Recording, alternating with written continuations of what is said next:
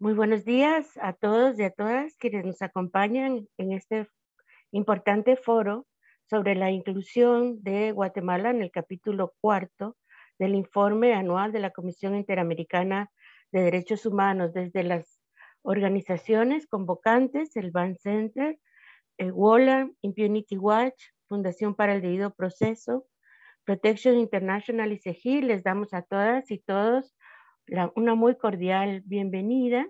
Y quisiera empezar por agradecer a nuestros participantes, a nuestros invitados, y voy a tomar unos minutos para presentarlos. Nos acompañan para debatir sobre la importancia de la inclusión de Guatemala en el capítulo cuarto del informe anual de 2021 de la Comisión Interamericana. Tenemos con nosotros a María Claudia Pulido, secretaria adjunta de monitoreo de la Comisión Interamericana de Derechos Humanos. Nos acompaña también, muchas gracias por estar con nosotros, el señor Procurador de Derechos Humanos de Guatemala, Jordán Rodas. También contamos con la importante presencia de el ex embajador en Guatemala, Stephen McFarland. Muy buenos días, bienvenido, embajador. Y también de Carolina Jiménez Sandoval, presidenta de WOLA, quien también nos acompaña desde Washington. Sean todas y todos bienvenidos. Voy a explicar muy brevemente la dinámica de este foro. Vamos a tener dos rondas de preguntas. Cada uno de ustedes, cada una de ustedes tendrá 4 minutitos para responder y luego vamos a tomar preguntas del público, así que invito a los asistentes a que desde ya vayan pensando en las preguntas que deseen formularle a nuestros panelistas, y quizás únicamente señalar que para nosotros como guatemaltecos, como guatemaltecas, la decisión de la Comisión Interamericana de Derechos Humanos de incluir a Guatemala en el capítulo cuarto es una decisión muy importante porque justamente refleja la gravedad de la situación de derechos humanos en el país, especialmente, y como lo dice el propio informe de la Comisión, existe un incumplimiento sistemático de Guatemala, del Estado de Guatemala, en su obligación de cumplir con su deber de combatir la impunidad en el país. En un momento le voy a dar la palabra a María Claudia, secretaria adjunta, para que nos explique justamente por qué se decide incluir a Guatemala en el capítulo cuarto, pero sí compartir con todas y todos, que el informe es muy importante y hace un recuento muy detallado de la situación en el país, desde los derechos individuales, la cooptación del sistema de justicia, las infracciones, el debilitamiento de la carrera fiscal, la criminalización de juezas, jueces, fiscales, personas defensoras, los ataques a la independencia judicial, y también una parte muy importante sobre derechos económicos, sociales, culturales y ambientales, empezando por el acceso a la salud, la situación de los pueblos indígenas, de mujeres, de niñez. Así que estoy segura que muchos de quienes nos acompañan ya han leído este informe, y si no, les invito a que lo lean. María Claudia, empezamos contigo. Si puedes compartirnos por qué la CIDH decide incluir a Guatemala en el capítulo 4B del informe y qué significa esto respecto a su cumplimiento de las obligaciones contenidas en la Convención y en la Carta.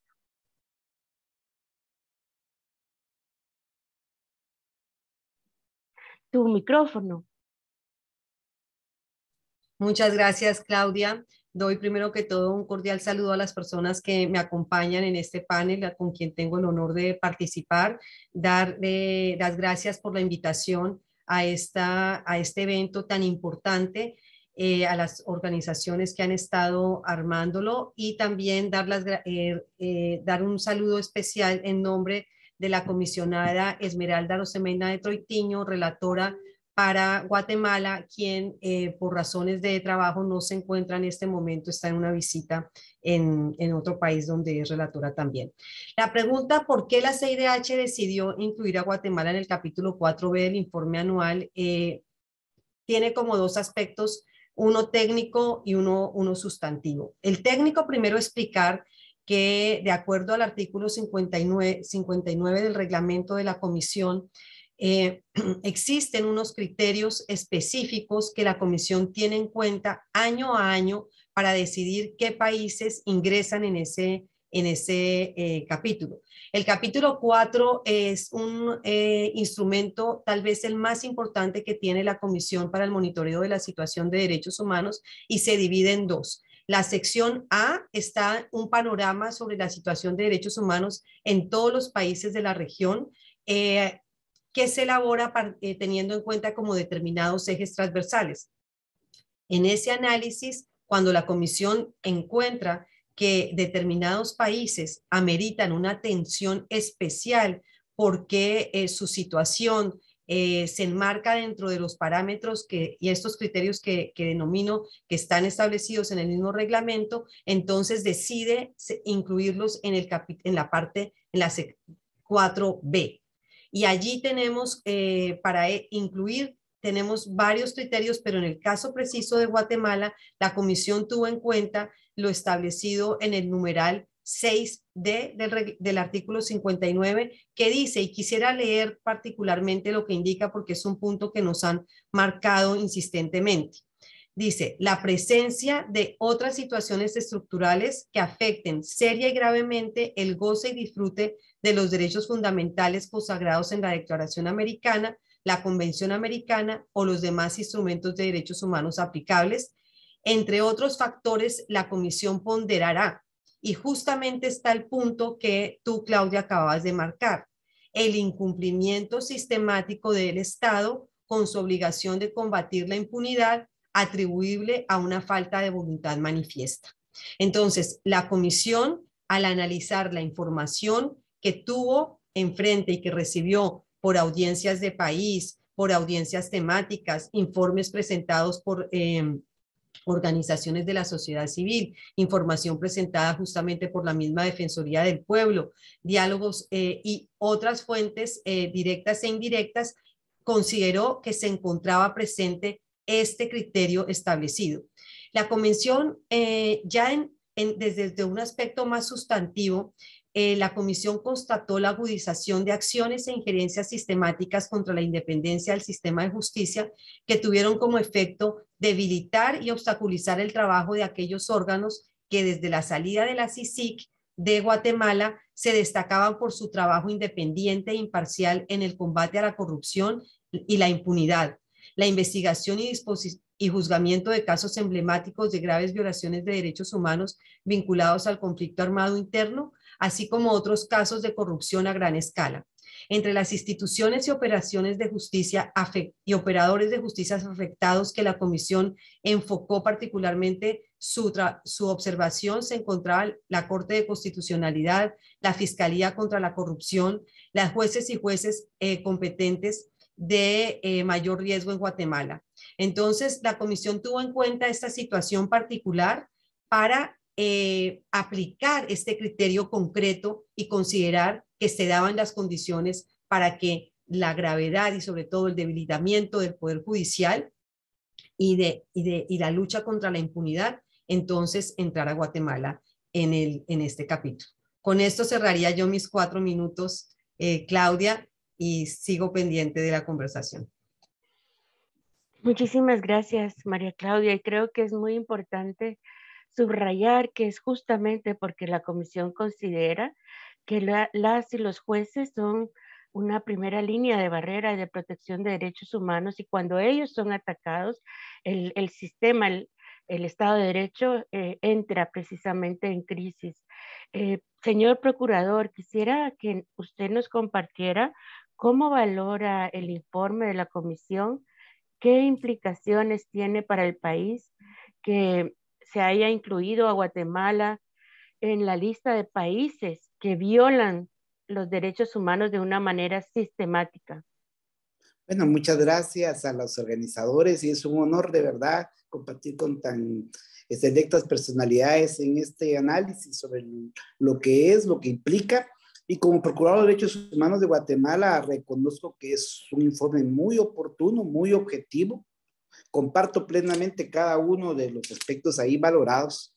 Y también no es coincidencia, no es casualidad, es producto de un análisis a profundidad de lo que está pasando en Guatemala, y que también hay otras instancias internacionales como el mismo Parlamento Europeo, como el Departamento de Estado, que han hecho valoraciones muy similares sobre la preocupación de los derechos humanos en Guatemala. Nadie puede tapar el sol con un dedo. Yo esperaría una actitud madura del Estado guatemalteco, ¿verdad?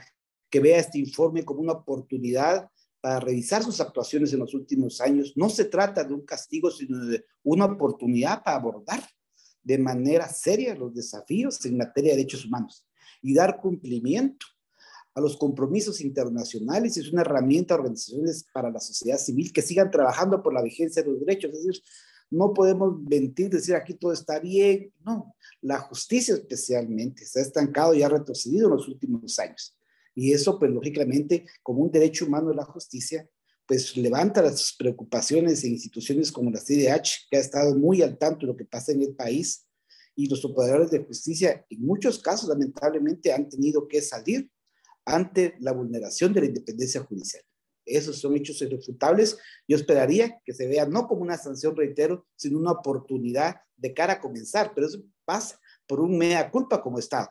Los gobiernos son pasajeros temporales. En algún momento se tendrá que comenzar a trabajar en las causas estructurales y, lógicamente, no ahondar la sistemática vulneración a la independencia judicial. Muchas gracias. Muchísimas gracias, señor procurador. Carolina, desde la mirada de las organizaciones internacionales, ¿cómo observan y valoran la situación de derechos humanos en Guatemala? ¿Qué es lo que a ustedes más les preocupa? Muchas gracias, Claudia, y me uno al coro de agradecimientos a las organizaciones convocantes, y además saludo muy especialmente estar en un panel de personas tan destacadas, pero en especial de estar con dos operadores de justicia guatemaltecos a quienes la comunidad internacional respeta y admira y se solidariza con ustedes siempre. Así que muchas gracias. Yo voy a esbozar lo que son al menos 2 o 3 grandes preocupaciones, ¿no? Y creo que el informe de la CIDH y esa inclusión en el capítulo 4 de Guatemala responde incluso, ¿no?, a la pregunta. Allí se expresan muy bien las preocupaciones de la comunidad internacional y de las organizaciones internacionales de derechos humanos.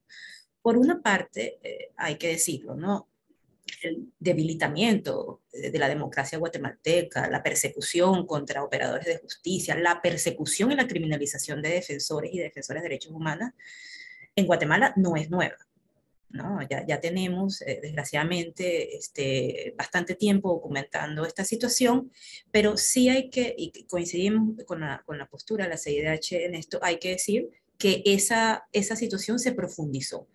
El deterioro institucional y el debilitamiento agudo de la democracia guatemalteca se ha profundizado, ¿no? La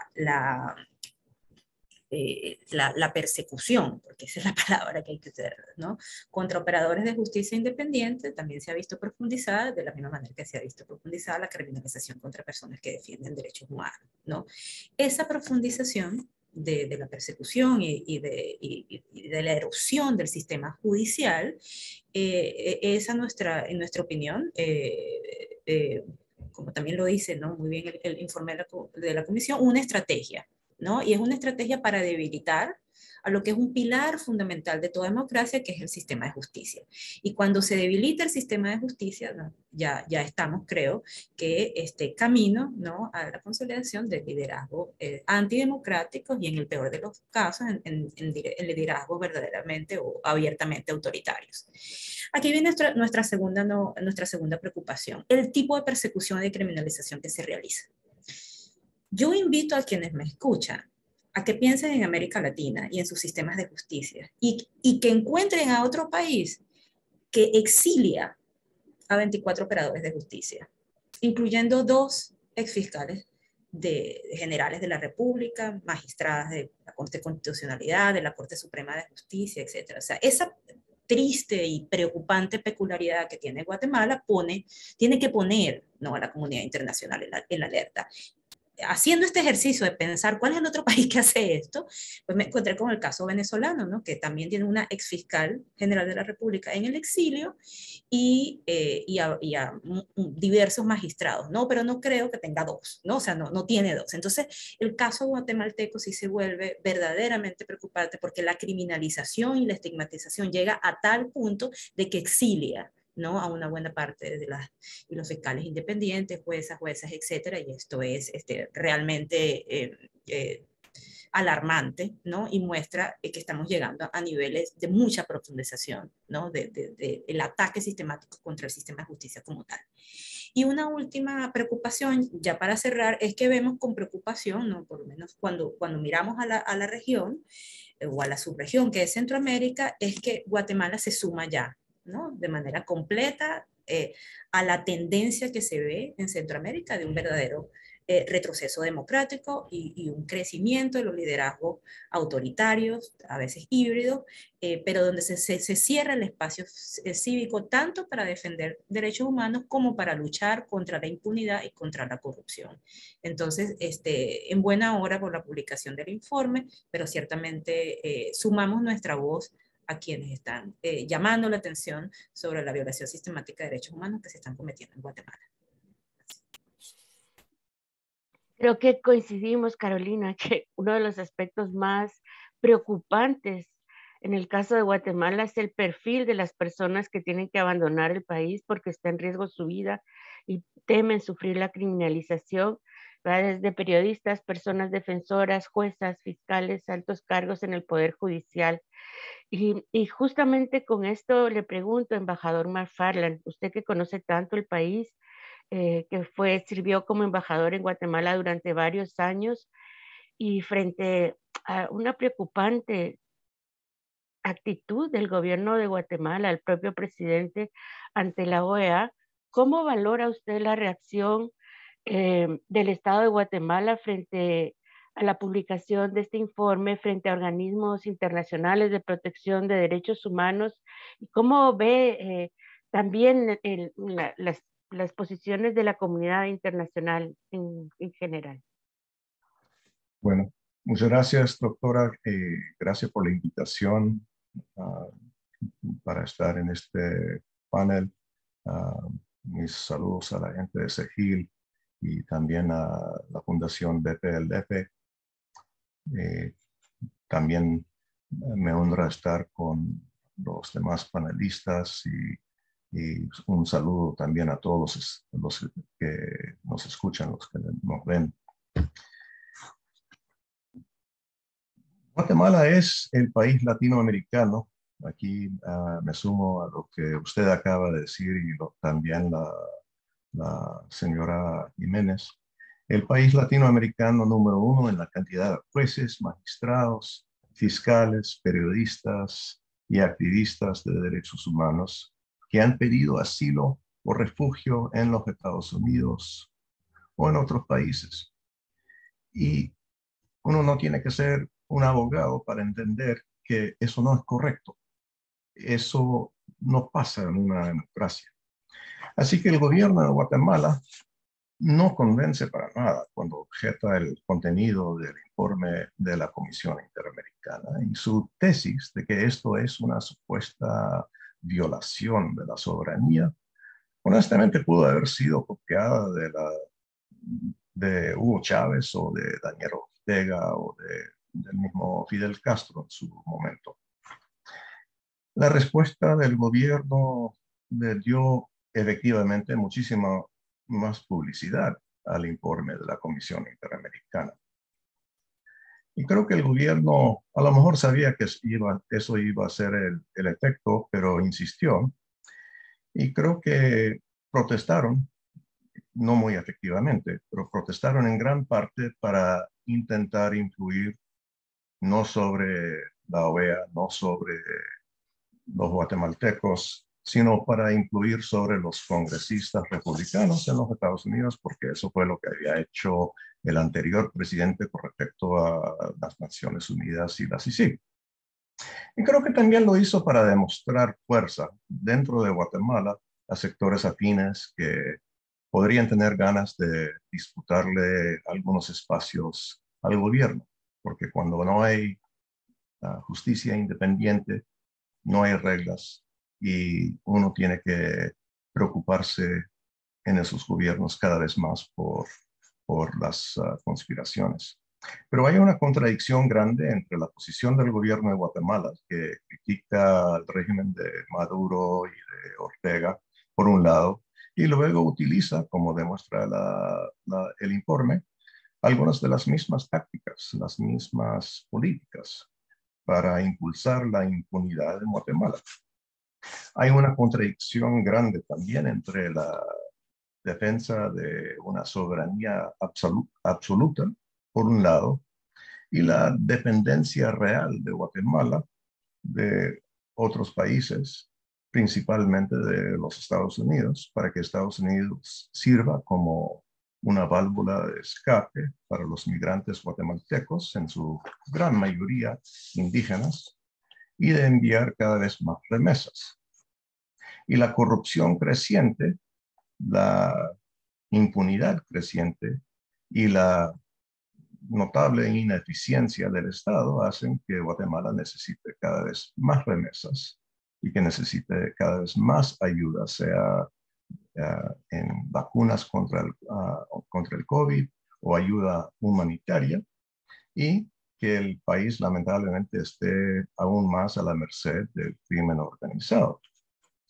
Lo que debilita aún más la posición del gobierno de Guatemala con respecto a la comunidad internacional es que la lógica de la concentración actual del poder en Guatemala y de la corrupción y la impunidad le dan incentivos al gobierno en el próximo año y medio para acusar y enjuiciar a aún más periodistas y jueces y fiscales, para poder frenar aún más casos de corrupción, poder usar más fuerza contra líderes y activistas indígenas que incomodan al gobierno, y para coaccionar más a los empresarios y poder ir cerrando cada vez más los pocos espacios democráticos que quedan, generando así dudas sobre el proceso electoral del próximo año.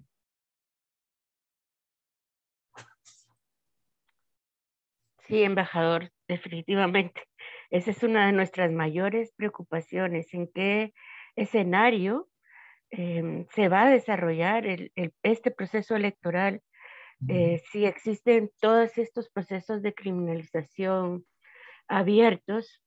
Y creo que también usted ha señalado un fenómeno que es gravísimo en el país, y es que quienes más sufren de la corrupción y de la impunidad son justamente los pueblos indígenas, que muchas veces se ven forzados a migrar hacia Estados Unidos porque no tienen acceso a salud, no tienen acceso a educación, a trabajo. Y con esto vuelvo con María Claudia. Hay importantísimas recomendaciones en el informe de la Comisión, tanto respecto a estos puntos de debilitamiento del sistema de justicia, pero también respecto de estas otras poblaciones que son especialmente vulnerables. ¿Cuáles serían las recomendaciones que tú destacarías? Gracias, Claudia. Efectivamente, este informe contiene 45 recomendaciones al Estado de Guatemala. Las recomendaciones se refieren a la lucha contra la corrupción, a la independencia judicial y la situación de personas operadoras de justicia, a la institucionalidad en derechos humanos, a la libertad de expresión, como tú bien decías también, a los derechos económicos, sociales y culturales. Hay también recomendaciones que se refieren a memoria, verdad y justicia. Luego ya respecto de situaciones de personas en situación de discriminación o mayor vulnerabilidad, tenemos recomendaciones referidas a la situación de personas defensoras, a personas privadas de la libertad, personas de pueblos indígenas, niñas, niños y adolescentes, personas LGTBI, y también se trata justamente una batería de recomendaciones respecto de las situaciones de movilidad humana, ya sea extrarregional o ya sea también desplazamiento interno, que es otro fenómeno que afecta fuertemente a Guatemala. Pero concretamente yo destacaría en las que se refieren a reconocer la importancia de la lucha contra la corrupción en el combate a la impunidad a través del fortalecimiento de la independencia e imparcialidad del sistema de justicia. La Comisión entiende que ese es el corazón del informe y que es fundamental el fortalecimiento de la independencia judicial, como decían mis colegas anteriormente, en una sociedad democrática y para fortalecimiento del Estado de Derecho. También prevenir, investigar y sancionar cualquier forma de corrupción que afecte el funcionamiento de la administración de justicia, proteger a los operadores y operadoras de justicia frente a ataques, amenazas, intimidación y hostigamiento a través de la investigación y sanción de personas responsables con la finalidad de que ejerzan su función con independencia e imparcialidad y libre de toda presión y amenaza. Creemos, la Comisión ha hecho un énfasis muy grande en la criminalización. Tenemos operadores de justicia que se registran en el mismo informe que han recibido 40, 50 denuncias penales y pensamos que el fortalecimiento de las capacidades del Poder Judicial para establecer cuáles de esas denuncias son temerarias, cuáles de esos juicios llamados de juicio político son temerarios y ir archivando para que no se conviertan en una espada de Damocles que afecta directamente la capacidad y la independencia de estas personas operadores de justicia. También la Comisión ha insistido y lo ha hecho por diferentes medios, comunicados de prensa, pronunciamientos en medios sociales, en la importancia de dotar a la Procuraduría de Derechos Humanos de los recursos humanos y financieros necesarios para el cumplimiento de su mandato. Y sobre todo de las capacidades para que el procurador de quien sea la persona procuradora en este momento, Jordán Rodas, pueda ejercer su trabajo sin presiones de ninguna naturaleza. Y otro elemento fundamental que incluyen estas recomendaciones es la de fortalecer la institucionalidad para la paz a través de la adopción de un marco legal adecuado y la adopción de recursos necesarios para entidades estatales como la COPADE que puedan asumir plenamente las funciones y responsabilidades que sustituyeron. La Comisión en su momento vio con mucha preocupación el cierre de la COPREDE y de otros estamentos y espacios que se habían abierto como productos del acuerdo de paz y hace un llamado muy importante justamente a esa consolidación. Yo quisiera para cerrar, que me quedan 24 segundos, indicar que la Comisión recibió observaciones del gobierno de Guatemala a la primera versión del informe que de acuerdo al mandato reglamentario se le remitió. Y en esa respuesta el gobierno hizo un énfasis en la posibilidad de marcar una ruta de trabajo conjunto para, a través de mesas de trabajo, diálogo de alto nivel, poder trabajar en el seguimiento de estas recomendaciones. Eso quedó también marcado en el párrafo 19 del informe que está en el capítulo 4 y pensamos que es muy importante a la vez de resaltar estas recomendaciones, también resaltar la apertura que tiene el gobierno a pesar del rechazo al informe de construir una ruta de trabajo para la implementación de las recomendaciones. Muchas gracias. Con esto cerraría aquí, Claudia. Sí, muchísimas gracias, María Claudia, que creo que son muy, muy importantes recomendaciones, todas y cada una de ellas.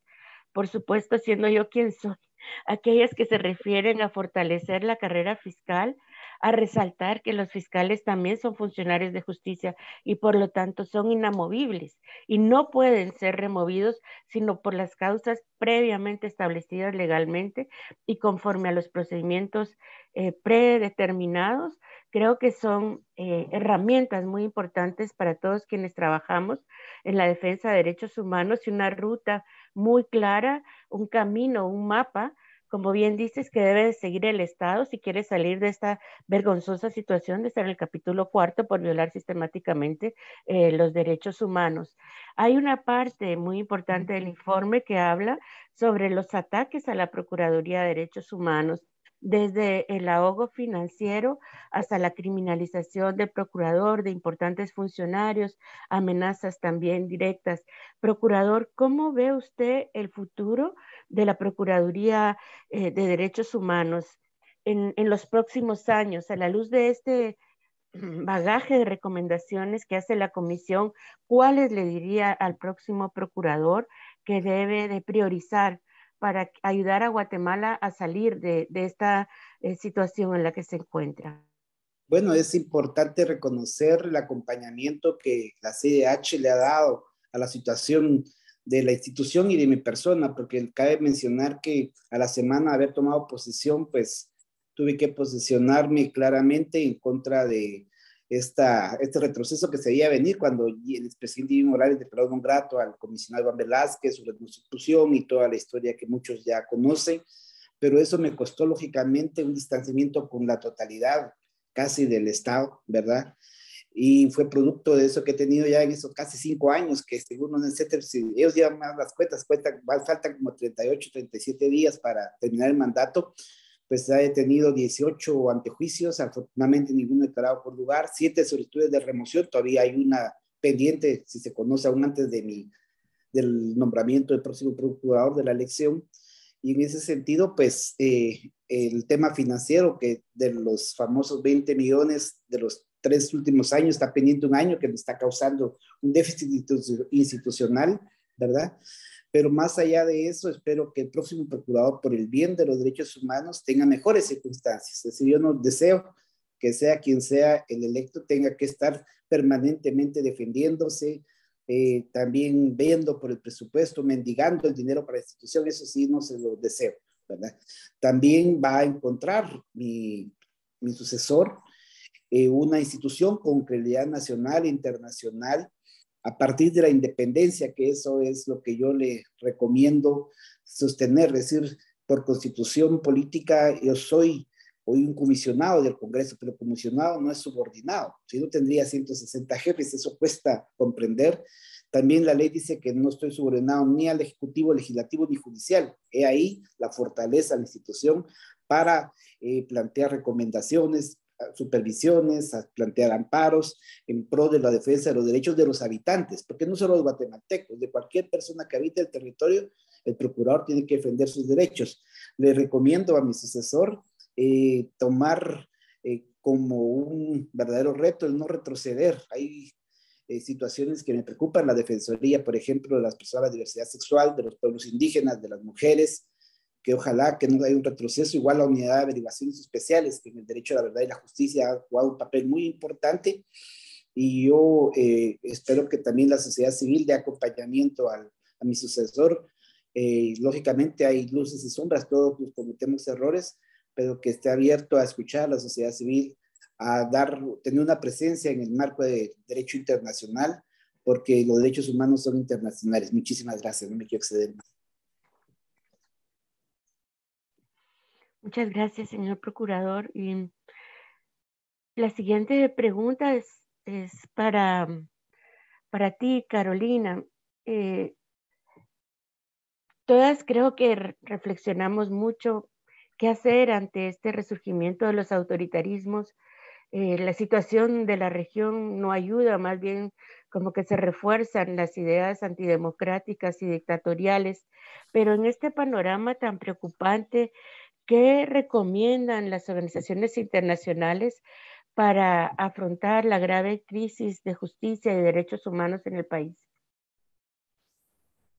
Bueno, efectivamente, cuando los autoritarismos avanzan, hay que recalibrar estrategias, ¿no?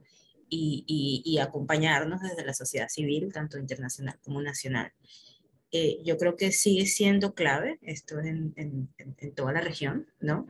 Que afronte este tipo de desafíos a la democracia, que se apoye de manera irrestricta a la sociedad civil y a la prensa independiente. O sea, ese apoyo no se puede perder, todo lo contrario, tiene que aumentarse, ¿no? Y seguir, tanto gobiernos democráticos como diferentes organismos internacionales, etc. Lo segundo, y esto es realmente una lucha constante, ¿no? Para la sociedad civil, es asegurarnos de que no se normalice la crisis, ¿no? Las crisis de derechos humanos, cuando se prolongan, y la de Guatemala es prolongada, la de Nicaragua es prolongada, la de Venezuela es prolongada, comienzan a pasar al olvido, ¿no? Y la comunidad internacional las normaliza, y al normalizarlas se deja, ¿no?, de apoyar procesos, estrategias que la sociedad civil promueve para combatirlas. Entonces, el tema de seguir apostando a la visibilidad, seguir mostrando lo que está pasando en Guatemala y fuera de Guatemala con las y los guatemaltecos en el exilio, seguir llamando las cosas por su nombre, ¿no? El pacto de las élites corruptas, el desmantelamiento del sistema de justicia, la cooptación de estas élites de las ramas del poder.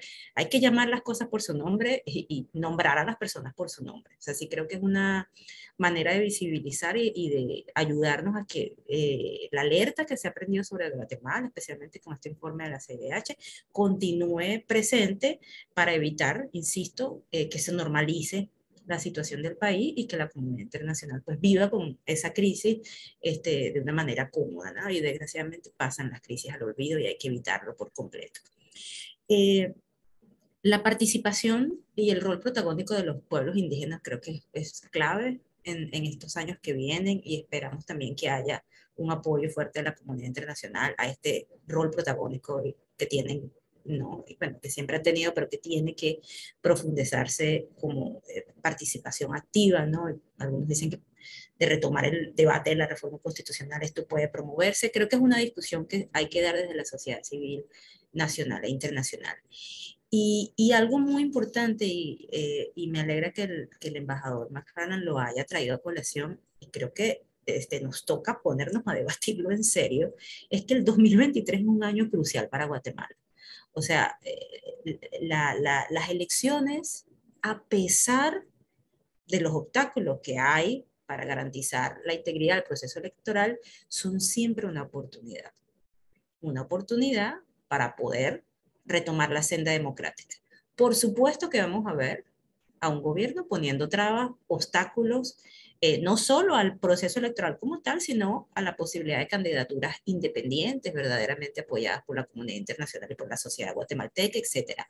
Empezar a luchar porque haya garantías mínimas para las elecciones del 2023, en donde se garantice la integralidad del proceso, pero también el derecho a la participación política y luego el derecho al voto, creo que es una tarea de suma importancia para las organizaciones de la sociedad civil dentro y fuera de Guatemala, pero también para los organismos internacionales que acompañan estos procesos y para los países democráticos que quieren apostar a la posibilidad de un cambio democrático a través de la senda electoral, que es al final del día una de las mejores oportunidades que tiene todo país para poder superar, ¿no?, un liderazgo autoritario. Entonces creo que el 2023 hay que tomarlo como una oportunidad, pero no cabe duda de que los desafíos son inmensos y que hay que empezar a dar esa lucha por garantías electorales básicas e independientes.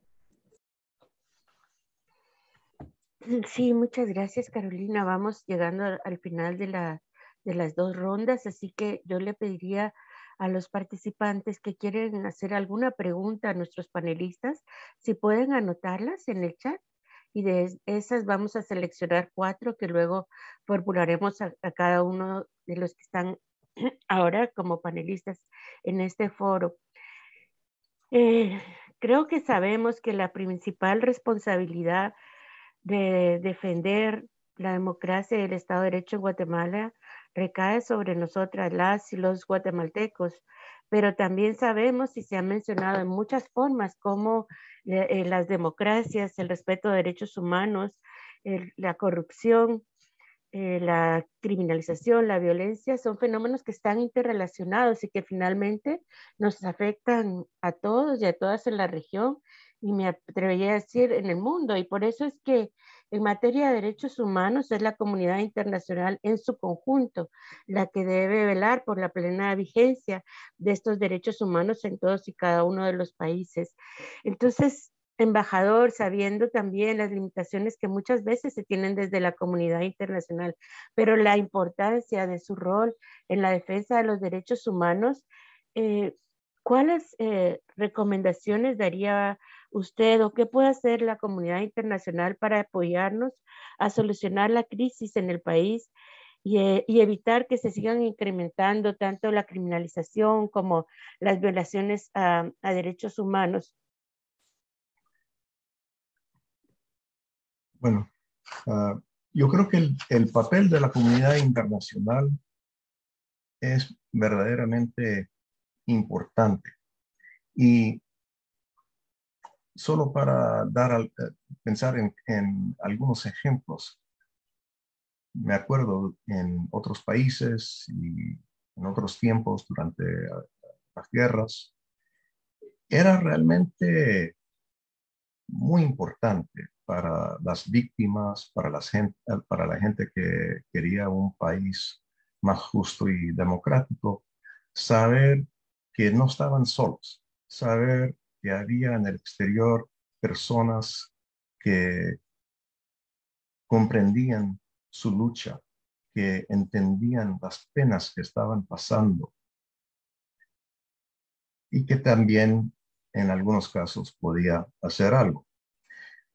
Ahora, yo coincido con usted, doctora, que, o sea, si bien el papel de la comunidad internacional es importante, es también un papel fundamentalmente auxiliar, en el sentido de que el papel principal, en este caso, lo tienen los guatemaltecos, y solo ellos pueden solucionar la crisis de la justicia y de la democracia, de la creciente corrupción y el crimen organizado, y de la infraestructura y educación y salud fracasadas que tienen a Guatemala en los últimos lugares en América Latina.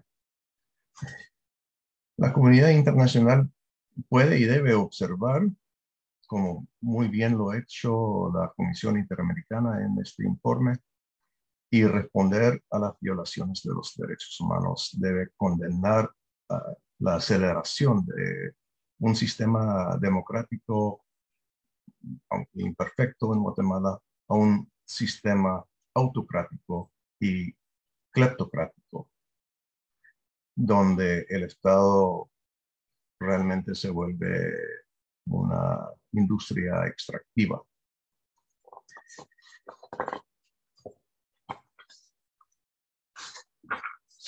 Y los casos de Venezuela y Nicaragua enseñan que a veces los países que violan los derechos humanos consistentemente pueden conducir a que otros países aprueben sanciones contra los gobernantes, contra las empresas y contra individuos. ¿Qué va a pasar con respecto a Guatemala? En términos de más sanciones de la comunidad internacional, es difícil saber. Pero yo creo que una lección importante de las últimas décadas de América Latina es que los regímenes que son autoritarios, que dependen de la corrupción, siempre caen. Y que nunca ofrecen la estabilidad que dicen ofrecer.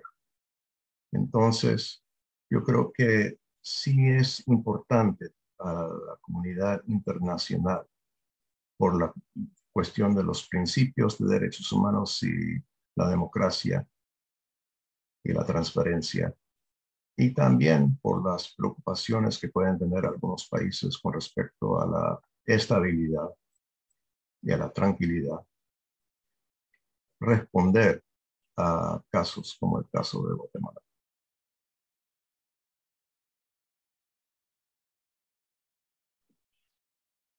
Muchas gracias, embajador, y me quedo con sus palabras. No nos dejen solas, no nos dejen solos. Siempre hemos sentido ese acompañamiento solidario por parte de la comunidad internacional. Hay 3 preguntas de las personas que están acompañándonos acá en el foro, que voy a hacer a los 4 panelistas. Tienen de nuevo 4 minutos cada uno. Y hay una que se refiere justamente a lo que explicaba el embajador ahora. Se preguntan si existen posibilidades de recuperar la institucionalidad de justicia en un sistema que está tan cooptado. También se refieren a cuál es nuestro rol como ciudadanos y como ciudadanas frente a esta crisis. Y finalmente, la pregunta de la Comisión Interamericana particular es si este debilitamiento del sistema de justicia afecta, por supuesto, los casos de corrupción, sobre todo los casos de gran corrupción, donde las élites económicas y políticas están siendo procesadas, ¿no? Personas de estas élites están enfrentando a la justicia por grandes casos de corrupción, y las graves violaciones de derechos humanos de Guatemala durante la guerra. ¿Se afecta únicamente a estos casos o se refiere a otros casos más? Y una última pregunta es si quizás un poco más dirigida a Carolina y al embajador por su experiencia, ¿qué otras sanciones se podrían poner desde, por ejemplo, la Unión Europea o desde el mismo Estados Unidos para como reforzar que Guatemala tiene que cambiar de rumbo y comprometerse plenamente a la protección de los derechos humanos? María Claudia, para ti,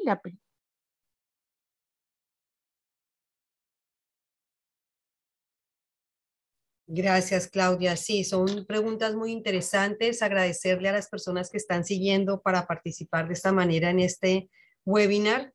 Y yo de las 4 preguntas, me voy a enfocar en 2.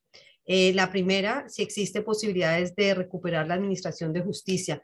La comisión ha sido como muy enfática en el rol que se tiene respecto de la administración de justicia en un sistema de pesos y contrapesos en los procesos de selección y la comisión ha hecho mucho énfasis en que estos procesos sean participativos, aseguren las rutas del Estado de Derecho, pero que sean basados en méritos, ¿no? Que tengan y aseguren que las personas que puedan ganar estos puestos de administración de justicia no sea el resultado de amiguismos, de clientelismos políticos o de la penetración, como hemos visto en diferentes partes de la región, de grandes intereses, ya sean económicos, ya sea también inclusive de la misma criminalidad organizada, ¿no? Entonces es un desafío muy grande, pero justamente la comisión hace las recomendaciones en la idea de que si se trabaja de la mano con el Estado, si se trabaja de la mano con las organizaciones de la sociedad civil, con otros actores relevantes, se puede avanzar hacia el fortalecimiento del sistema de justicia, ¿no? Ese como un punto. Luego la otra pregunta que quería yo tratar era justamente la del debilitamiento. ¿Se afectan los casos de la gran corrupción o también afectan a otros casos? Y la verdad que la primera preocupación de la comisión son las investigaciones por y juzgamientos, porque hay muchos casos que están ya en causa, en procesamiento de graves violaciones de derechos humanos. Tenemos violaciones inclusive que vienen todavía de la época del conflicto armado interno, que están en etapa de juzgamiento. Tenemos procesos que surgieron para los cuales todo el caso, por ejemplo, del diario militar, los archivos encontrados en la Policía Nacional dan evidencias, pero por miles. Estamos hablando de cantidades realmente abundantes que nutren a casos y a investigaciones que en una sociedad democrática deberían estar más bien siendo protegidos los fiscales y las fiscales, los jueces y las juezas que están avanzando en las investigaciones y procesamientos de estos casos. Entonces, preocupa profundamente y pensamos que justamente las medidas provisionales que acaba de otorgar la Corte el 11 pasado, en días pasados, en el caso del diario militar, pues es muy relevante porque tomando en cuenta la solicitud de las organizaciones de la sociedad civil, las observaciones de la comisión en las cuales inclusive hizo llamado al capítulo 4B que estamos comentando en este evento, la Corte ordena para proteger justamente a la juez que está a cargo de estas investigaciones.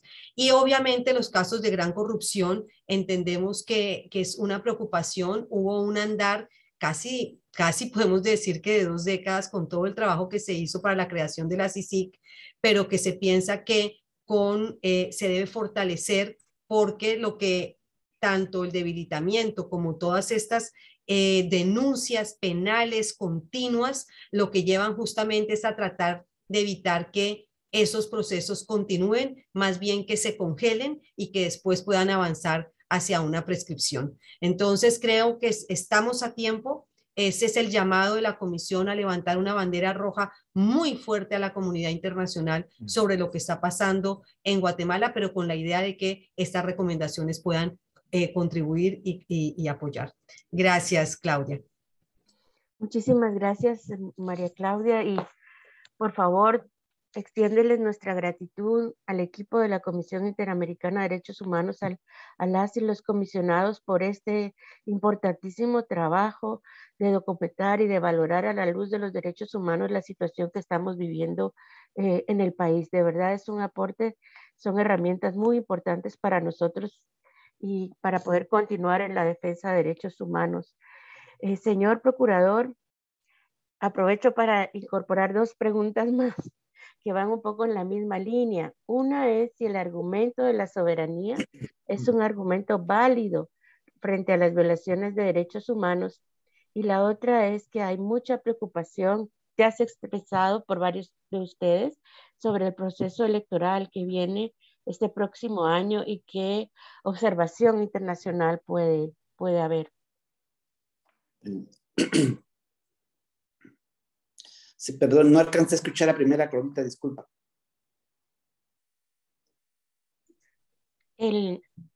Refuerza las preguntas anteriores, sí, pero era sobre la soberanía. Sí, como no, pues ahí yo tengo muy claro, hay una doble moral falsa. Cuando conviene, si somos soberanos, ¿verdad? Cuando conviene recibir vacunas, sí, no pasa nada. Pero cuando la comunidad internacional pone su atención y su preocupación en derechos humanos y justicia independiente, ahí sí ya somos soberanos. Cuando hay, por ejemplo, la corrupción causa tanto daño, a más corrupción, menos derechos humanos, eso lo he podido comprobar yo. Un caso ahorita reciente, en un gran hoyo que se abrió en un municipio que se llama Villanueva, acá en Guatemala, que conocemos, pues ahí ya se les olvidó la soberanía y fueron a pedir a la Embajada de Estados Unidos ingenieros, apoyo técnico. Entonces, en Guatemala, tenemos que ser sinceros, no es una isla, es parte del concierto internacional, y en materia de derechos humanos nuestra Constitución reza categóricamente que los tratados internacionales pues prevalecen sobre el derecho interno, pero a veces no les conviene. Y esa bandera roja, que me fascina esa frase de María Claudia, pues aquí hay un daltonismo político, no solo de los funcionarios, sino del sector económico que cree, como decimos acá, y de ellos lo demuestran ser los dueños de la finca. Ellos tienen que hacer hasta aquí, un alto en el camino, porque en un momento dado también, si no cambian por convicción, que sería lo mejor, quizás porque vean dañados sus intereses económicos, tengan una actitud diferente y no estar dando un oxígeno político a regímenes tan autoritarios y tan corruptos como los últimos años prevalecientes en Guatemala. ¿Y qué hay que hacer a la ciudadanía? Pues la ciudadanía no es solo ir a votar cada 4 años, eso es un derecho humano, excelente, pero tenemos que ejercer permanentemente rendición de cuentas a todas las autoridades locales, departamentales, nacionales, y también no asustarse en la participación política, que es un derecho.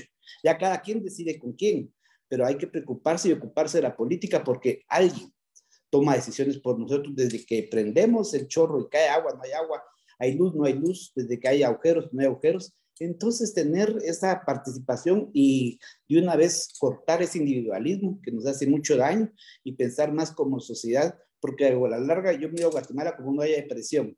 Si no cambian las condiciones acá, vamos a explotar y vamos a perder todos. Y a la comunidad internacional, por favor, como dijera Claudia, no nos dejen solos, sobre todo en un año tan importante como el próximo, de las elecciones. Los reflectores, hablamos de la CC, la Corte Suprema, MP y todo, sobre el Tribunal Supremo Electoral. No hay que perder la pista, porque hay indicios de lo que pasó en la Universidad de San Carlos con este fraude, que fue escandaloso. Puede hacer un laboratorio para hacerlo el próximo año también. Muchas gracias. Muchas gracias, señor Procurador. Carolina. Sí, un comentario muy rápido sobre una de las preguntas que me pareció muy interesante y creo que el señor procurador lo dice muy bien, o sea, cómo se ejerce la ciudadanía en estos tiempos, ¿no?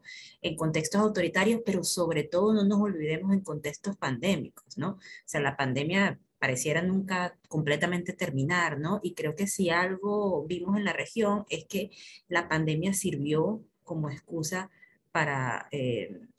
para el aumento de mayor control social por parte de los poderes ejecutivos de diferentes países. Entonces está en una encrucijada muy difícil la ciudadanía frente a eso, ¿no? El cansancio, el agotamiento, la dureza de lo que ha sido la pandemia sobre las comunidades y al mismo tiempo, pues, ese lado represivo que cada vez se ve mucho más aumentado de parte de diferentes gobiernos, incluyendo el guatemalteco. Entonces, ¿cómo ejercer la ciudadanía, no? ¿Es solamente a través de la protesta pacífica o hay otras maneras de ejercer la ciudadanía? Y yo creo que hay diversas maneras de ejercer presión sobre los gobiernos. Obviamente las protestas son tal vez las que siempre se llevan los reflectores y los titulares, pero hay muchas otras maneras. El uso de los medios, ¿no? De las redes sociales, los viajes, la manera en la que se propaga la información y se visibiliza una crisis por parte de la propia ciudadanía es también muy importante, ¿no? Sobre el tema de sanciones, yo creo que podemos, ¿no? Tristemente decir que a pesar de que ha habido un esfuerzo, ¿no? Con la lista Engels y otra, hablando del caso de Estados Unidos, no se ha visto, ¿no? Que esas sanciones hayan tenido consecuencias importantes o que se haya al menos generado cambios profundos, ¿no? Aunque tal vez en algunos momentos se han visto, tal vez se han evitado algunas cosas peores. Entonces, la pregunta es, ¿qué más hacer? ¿No? Si las que se han hasta este momento impulsado no han sido efectivas, ¿qué más hacer y cómo se hacen? ¿No?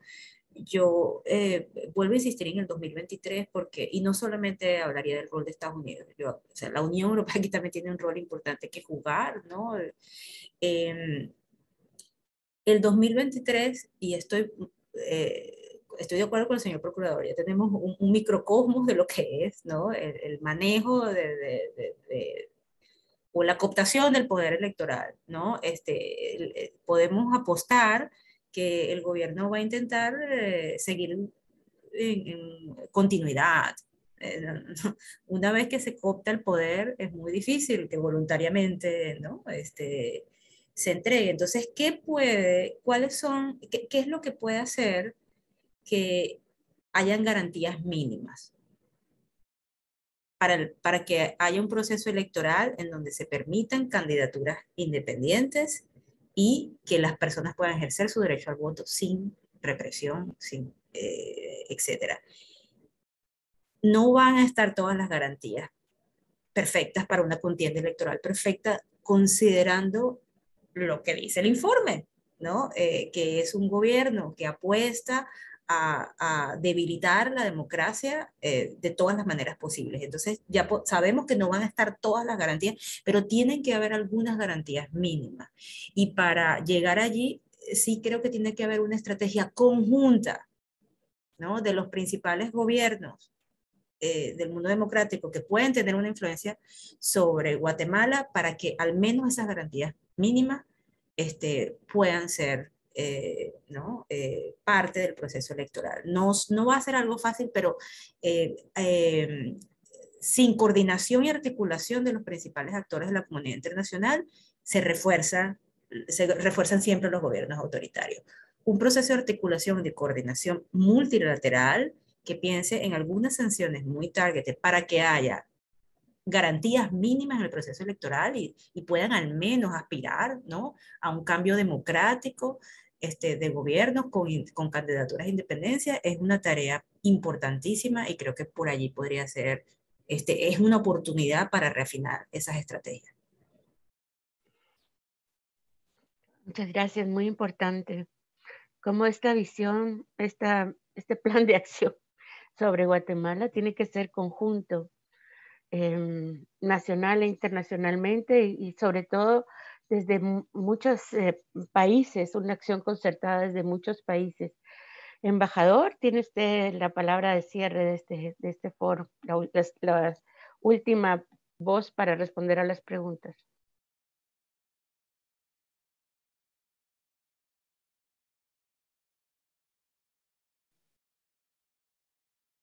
su micrófono. Muchas gracias.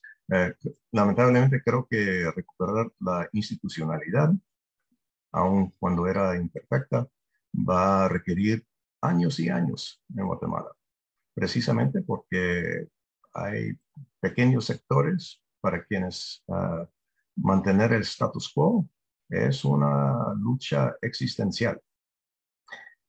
El rol de los ciudadanos y ciudadanas. Yo creo que el primer reto es el reto interior. Yo creo que una de las armas principales de quienes manejan el poder ahora es fomentar ese sentimiento que, bueno, todos los gobiernos son así, siempre es así, no se puede esperar nada mejor. Y esa muerte lenta de las esperanzas y de las ideas, yo creo que es muy importante luchar contra ella. Yo creo que en los estados son, en este caso, aparentemente fuertes, pero se trata de minorías, porque son efectivamente minorías que realmente se benefician del status quo. Y los ciudadanos son la mayoría. Pero solo para citar un ejemplo de la historia, o sea, Inglaterra en el siglo antepasado, con un país pequeño, pudo someter a la India y convertirla en colonia a través del principio de dividir y conquistar. Y eso es lo que hacen gobiernos de facto, es que dividen. Y hay todos que hemos vivido en Guatemala sabemos que hay muchas razones para estar divididos. Hay muchos resentimientos entre un sector y otro acerca de quién es el responsable de cosa en el pasado. Pero aún así me parece que es posible armar una corriente poderosa para exigir un retorno a estructuras y instituciones democráticas. Pero eso requiere cierto interés en conversar con personas no solamente afines, sino personas que le adversan a uno, pensando en cuál es el objetivo mayor. Con los casos de gran corrupción, mira, yo creo que eso, se pueden esperar aún más escándalos de casos que se hacen caer, etc. Con respecto a las sanciones, yo pienso que Estados Unidos, específicamente, además de utilizar la lista Engel, podría y debería examinar atentamente las posibilidades de sanciones comerciales y de utilizar las sanciones Magnitsky del Departamento de Tesoro. Es algo que yo sigo, esta semana estuve proponiendo eso. Pero eso, aún las sanciones de por sí pueden apoyar, pero no son la solución para restaurar la institucionalidad. Yo creo que las sanciones y la respuesta ciudadana se apoyan entre sí. Yo creo que sanciones, si los ciudadanos de Guatemala realmente no quieren tomar cartas en el asunto, entonces las sanciones no van a causar algún daño a algunos sectores, pero no va a cambiar la situación. En cambio, si realmente los ciudadanos exigen que que haya elecciones libres, que haya un Estado de Derecho, yo creo que ahí las sanciones pueden ser más influyentes.